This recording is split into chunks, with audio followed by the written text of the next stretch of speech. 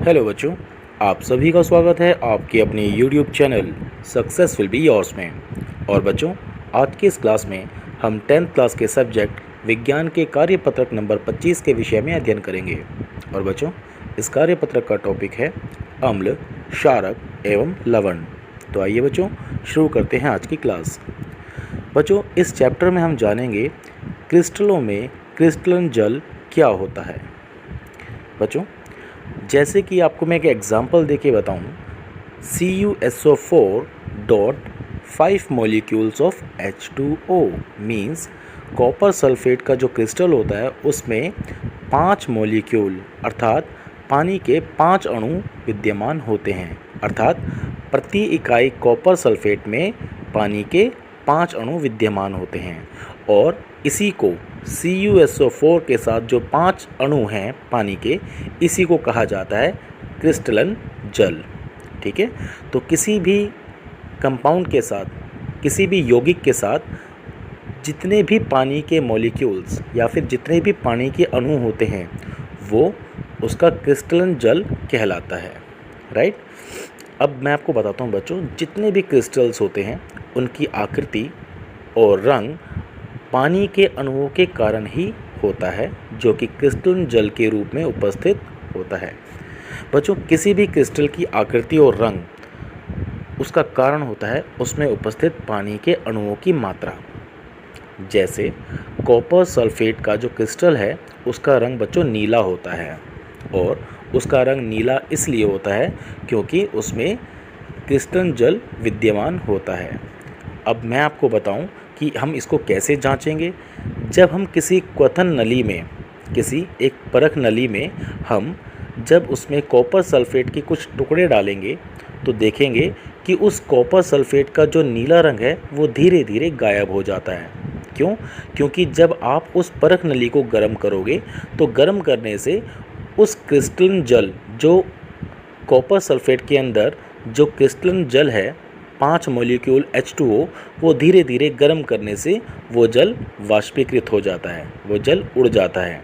और जब वो जल गर्म होने से वाष्पीकृत हो जाता है तो ऐसे में उन क्रिस्टल्स का रंग, नीला रंग गायब हो जाता है और वो रंग विहीन हो जाते हैं। और बच्चों, ऐसे में आप देखोगे परख नली की दीवारों पर पानी की कुछ बूंदें नज़र आनी शुरू हो जाती हैं। बच्चों, कॉपर सल्फेट के जो क्रिस्टल्स होते हैं उनका रंग होता है नीला, लेकिन जब उस कॉपर सल्फेट के टुकड़ों को आप इस परख नली में डालकर गर्म करते हो तो उसके अंदर उपस्थित क्रिस्टलन जल वो धीरे धीरे वाष्पीकृत होकर इसकी दीवारों पर बूंदों के रूप में आपको दिखाई देता है।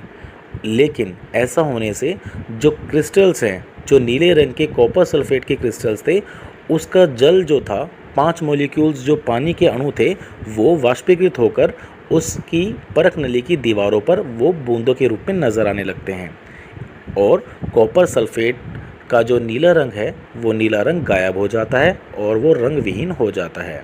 राइट।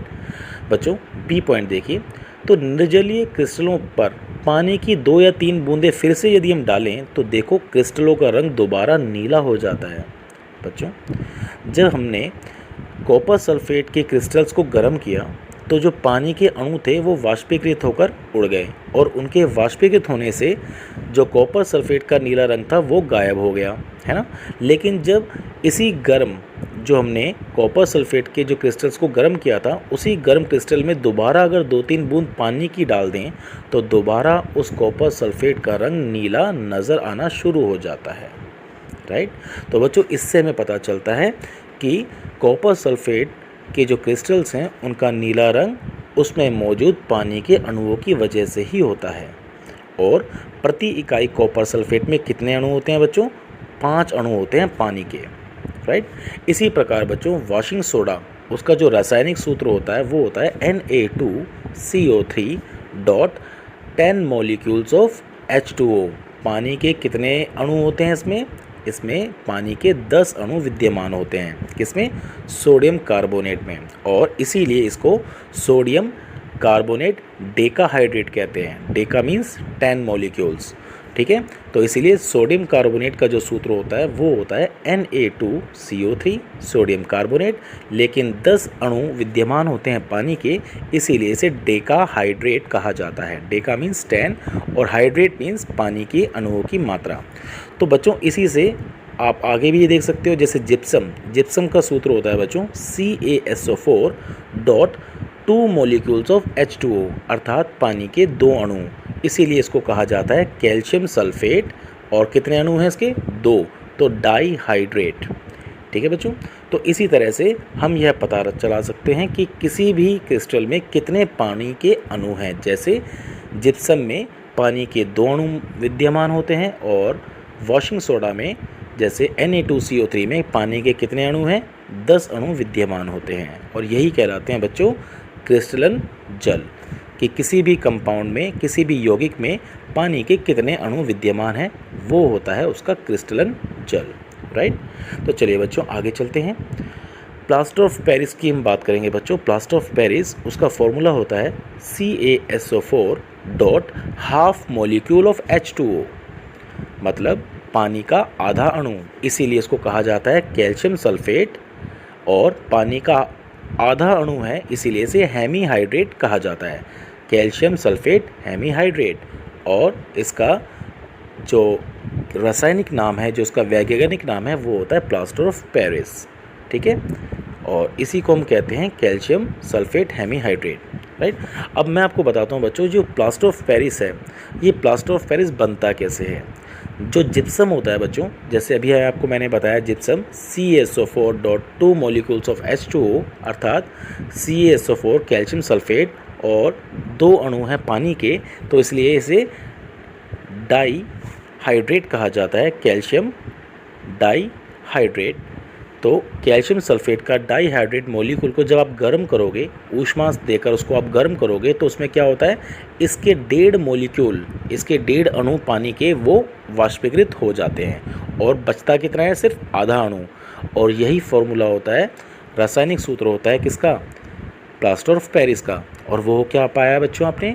CaSO4 डॉट आधा अणु पानी का। और ये जो आधा अणु पानी का है, यही क्रिस्टलन जल है इस कैल्शियम सल्फेट का। और इसको क्या कहा जाएगा? इसे कहा जाएगा प्लास्टर ऑफ पेरिस। और प्लास्टर ऑफ पेरिस किससे मिला हमें? जिप्सम से। जब हमने जिप्सम को गर्म किया, जब हमने ऊष्मा दी, तो उससे 1.5 मॉलिक्यूल पानी का उड़ जाता है, और बचता है क्या? कैल्शियम सल्फेट के साथ आधा अणु पानी का, और उसी को कहा जाता है प्लास्टर ऑफ पेरिस। ठीक है। तो जिप्सम गर्म करने से हमें क्या मिला? Plaster of Paris. इसी तरह बच्चों, जब आप प्लास्टर ऑफ पेरिस में पानी की कुछ बूंदें मिलाते हो, या पानी की कुछ मात्रा मिलाते हो, जैसे 1.5 मॉलिक्यूल अगर पानी का मिलाया जाए इस प्लास्टर ऑफ पेरिस में, तो ये दोबारा क्या बन सकता है? ये दोबारा जिप्सम बन जाता है, कठोर हो जाता है। ठीक है। तो कैल्शियम सल्फेट के जो ये प्लास्टर ऑफ पेरिस आपका बना था, CaSO4 dot half molecule H2O, जब इसमें आप पानी मिलाते हो, तो दोबारा से ये जिप्सम बन जाता है। जो कठोर हमें अवस्था प्राप्त होती है, वो होती है जिप्सम की। तो ये दोनों प्रोसेस एक दूसरे के उल्टे होते हैं बच्चों। अगर हम प्लास्टर ऑफ पेरिस में पानी मिलाएं तो हमें जिप्सम मिलता है, और जब हम जिप्सम को गर्म करें तो दोबारा हमें प्लास्टर ऑफ पेरिस मिल जाता है। राइट। तो चलिए बच्चों आगे चलते हैं। प्लास्टर ऑफ पेरिस का प्रयोग, इसमें बताया गया बच्चों, प्लास्टर ऑफ पेरिस का उपयोग हम कहाँ करते हैं? प्लास्टर ऑफ पेरिस का उपयोग हम टूटी हड्डियों को सही जगह पर फिर से रखने के लिए उसका प्रयोग किया जाता है। अर्थात प्लास्टर जो बांधा जाता है हड्डियों को जोड़ने के लिए, वहाँ पर प्लास्टर ऑफ पेरिस का यूज़ किया जाता है, और पानी मिलाने पर यह जिप्सम में बदल जाता है, जो कि कठोर पदार्थ है ना बच्चों। मैंने बताया आपको कि जब प्लास्टर ऑफ पेरिस में पानी मिलाया जाता है तो क्या प्राप्त होता है? जिप्सम, और ये बहुत कठोर होता है। और यदि जिप्सम को दोबारा गर्म कर दिया जाए तो क्या प्राप्त होता है? तो दोबारा हमें प्लास्टर ऑफ पेरिस प्राप्त हो जाता है। बी पॉइंट देखिए बच्चों, इस गुण के कारण प्लास्टर ऑफ पेरिस का उपयोग खिलौने और सजावट का सामान बनाने तथा सतह को चिकना बनाने के लिए किया जाता है। आपने बहुत बार देखा होगा बच्चों, प्लास्टर ऑफ पेरिस का प्रयोग किया जाता है, जिसे POP भी कहा जाता है। तो POP अर्थात प्लास्टर ऑफ पेरिस का प्रयोग खिलौने बनाने में किया जाता है, सजावट का सामान बनाने में, और जब हम सफ़ेदी कराते हैं दीवार पर, तो सफ़ेदी करने से पहले उस दीवार की सतह पर पीओपी अर्थात प्लास्टर ऑफ पेरिस की एक कोटिंग की जाती है, जिससे कि दीवार की सतह चिकनी हो जाती है और जब हम पेंट करते हैं दीवार पर तो वो पेंट बहुत अच्छे से हो जाता है। तो बच्चों ये कंटेंट आज यहाँ पर समाप्त होता है और आइए अब हम बात करेंगे बच्चों अभ्यास प्रश्नों की। प्रश्न नंबर 1 देखिए बच्चों, निर्जलित कॉपर सल्फेट का रंग क्या होता है? बच्चों जब कॉपर सल्फेट का जो नीला रंग है जब हम उसको गर्म करते हैं तो उसका निर्जलीकरण हो जाता है, अर्थात उसके पानी के मॉलिक्यूल्स वाष्पीकृत हो जाते हैं। तो निर्जलित होने से उसका जो रंग है नीला रंग वो गायब हो जाता है और रंग विहीन हो जाता है। तो इसका उत्तर क्या होगा? निर्जलित कॉपर सल्फेट का रंग कुछ नहीं होता, अर्थात रंग विहीन वह प्राप्त होता है। और उसका सूत्र भी क्या होता है बच्चों? जब कॉपर सल्फेट के 5 मॉलिक्यूल उड़ जाते हैं तो बच्चों बचता क्या है? कॉपर सल्फेट CuSO4, और जो ये क्रिस्टल्स होते हैं ये रंग विहीन होते हैं। ठीक है, अब इसके 5 मॉलिक्यूल्स जो पानी के थे वो वाष्पीकृत हो गए हैं, बचा क्या? CuSO4 कॉपर सल्फेट, और इसी को कहा जाता है बच्चों निर्जलित कॉपर सल्फेट। राइट, तो चलिए बच्चों क्वेश्चन नंबर 2 देखते हैं। क्वेश्चन नंबर 2 में आपको बताया गया जिप्सम से तैयार होने वाले यौगिक को पानी के साथ मिश्रित करने पर वह कठोर हो जाता है। बच्चों इसमें आपको बताया गया कि प्लास्टर ऑफ पेरिस, जब प्लास्टर ऑफ पेरिस को पानी के साथ मिलाया जाता है तो जो प्राप्त होता है वो होता है जिप्सम। ठीक है, और जिप्सम बहुत कठोर होता है और इस यौगिक की पहचान करके उसका रासायनिक सूत्र लिखना है। तो बच्चों वो है copper calcium sulphate dot half molecule of H2O, जिसे कहा जाता है प्लास्टर ऑफ पेरिस। तो बच्चों यौगिक कौन सा है? प्लास्टर ऑफ पेरिस, और रासायनिक सूत्र क्या है? CaSO4 dot half molecule of H2O। Right, question number 3 देखते हैं बच्चों। क्वेश्चन नंबर 3 में दिया गया है प्लास्टर ऑफ पेरिस और पानी के बीच प्रतिक्रिया दिखाने के लिए समीकरण दिखाइए। बच्चों समीकरण यह है CaSO4 dot half molecule of H2O plus में 1.5 मॉलिक्यूल ऑफ H2O अगर हम रिएक्ट कराएंगे प्लास्टर ऑफ पेरिस को पानी से तो क्या प्राप्त होगा? CaSO4 dot 2H2O। इसको उल्टा करके लिख सकते हैं हम। इसको हम कैसे लिखेंगे बच्चों? CaSO4 dot half molecule of H2O plus हमने किससे ऐड कराया? 1.5 मॉलिक्यूल, 1.5 मॉलिक्यूल ऑफ H2O से जब हमने रिएक्ट करवाया तो हमें क्या मिला बच्चों? हमें मिला CaSO4 dot 2 molecule of H2O। Right, तो हम इस रिएक्शन को इस तरह से लिख सकते हैं, मतलब पहले लिखेंगे हम ये, और जब ये रिएक्शन होगा उसके बाद क्या मिलेगा हमें? उसके बाद मिलेगा हमें CaSO4 डॉट 2H2O, जिसे कहा जाता है जिप्सम। राइट, तो क्वेश्चन नंबर 3 भी कंप्लीट हो गया बच्चों। अब हम बात करेंगे क्वेश्चन नंबर 4 की।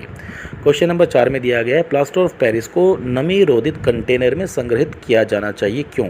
क्योंकि बच्चों यदि नमी रोधित कंटेनर में उसको नहीं रखा गया तो वातावरण में मौजूद पानी की बूंदों से ये प्लास्टर ऑफ पेरिस अभिक्रिया कर लेगा और कठोर पदार्थ बना देगा जो कि कहलाता है जिप्सम। तो जब ये प्लास्टर ऑफ पेरिस पानी से अभिक्रिया कर जाएगा तो जिप्सम बन जाएगा। उसके बाद उसका दोबारा प्रयोग नहीं हो सकता। उसको दोबारा प्रयोग में लाने के लिए जिप्सम को दोबारा गर्म करके फिर दोबारा हमें प्लास्टर ऑफ पेरिस प्राप्त हो पाएगा, जो कि कठिन प्रक्रिया है। इसीलिए प्लास्टर ऑफ पेरिस को नमी रोधित कंटेनर में रखा जाना चाहिए ताकि पानी की बूंदों के साथ ये रिएक्ट ना करे, अभिक्रिया ना करे और जिप्सम ना बन पाए। राइट, तो चलिए बच्चों क्वेश्चन नंबर 5 देखेंगे। क्वेश्चन नंबर 5 में दिया गया है एक बंद परख नली में एक पदार्थ के क्रिस्टल गर्म करने पर वह अपना रंग बदल लेता है और कुछ समय बाद ठंडा करने पर इसका रंग वापस आ जाता है। बच्चों आपने CuSO4 का एग्जांपल देखा यहाँ पर परख नली में, जैसे CuSO4 डॉट 5 मॉलिक्यूल H2O को जब हमने गर्म किया तो उसका नीला रंग गायब हो जाता है और जब थोड़ी देर बाद ठंडा किया जाता है तो जो पानी की बूंदें इसकी दीवार पर जो जम गई थी वो धीरे धीरे उस क्रिस्टल से दोबारा मिल जाती हैं और फिर दोबारा उसका रंग नीला हो जाता है। तो बच्चों पदार्थ का नाम क्या है? पदार्थ है CuSO4 copper sulphate dot 5H2O। ठीक है, और इसमें शामिल प्रक्रिया की व्याख्या करनी है। तो बच्चों व्याख्या यहाँ पर आपको दी हुई है जो कि मैं आपको ऑलरेडी समझा चुका हूँ। तो बच्चों ये कंटेंट यहाँ पर समाप्त होता है और मैं आशा करता हूँ कि ये कंटेंट आपको बहुत अच्छे से समझ में आ गया होगा। और बच्चों आपका बहुत बहुत शुक्रिया जो आपने अपना कीमती और वैल्यूबल वक्त दिया इस वीडियो को देखने में और इस कंटेंट को समझने में। So thank you so much मेरे बच्चों।